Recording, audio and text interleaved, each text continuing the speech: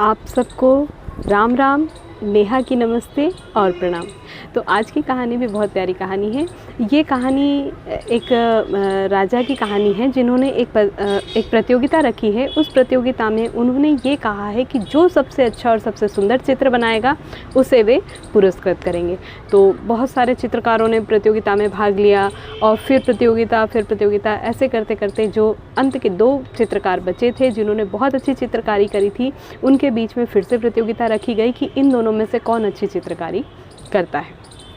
तो चित्रकार ने अपनी चित्रकारी की और उन्हें एक टॉपिक दिया गया कि आपको शांति पर चित्र बनाना है। आपको चित्र बनाना है और आपके चित्र के माध्यम से शांति झलकना चाहिए। तो दोनों चित्रकार अपनी चित्रकारी में लग गए और दोनों ने बहुत ही सुंदर से चित्र बनाए।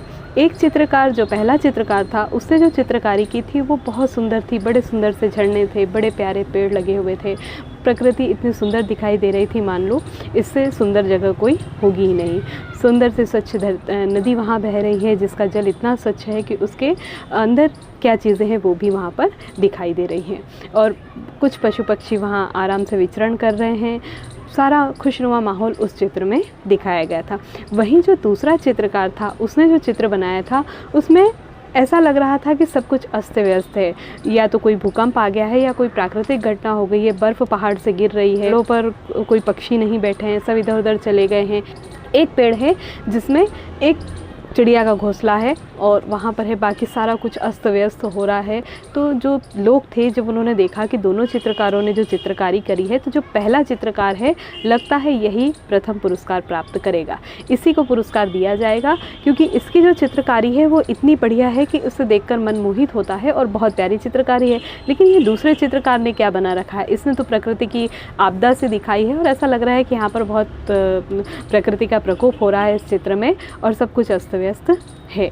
तो अब जब राजा को दिखाए गए दोनों ही चित्र, तो राजा उस चित्र को देखने लगे। दोनों को बड़े गौर से देखा उन्होंने, और जो पहला चित्रकार था उसका चित्र निश्चित रूप से सुंदर तो था, लेकिन राजा को इतना पसंद नहीं आया। वो उस विषय को उतनी गंभीरता से नहीं दिखा पा रहा था। जब दूसरे चित्रकार का चित्र राजा ने देखा तो राजा ने ये घोषणा कर दी कि ये जो दूसरा चित्रकार है इसी के चित्र को इनाम दिया जाएगा, यही चित्र सही है।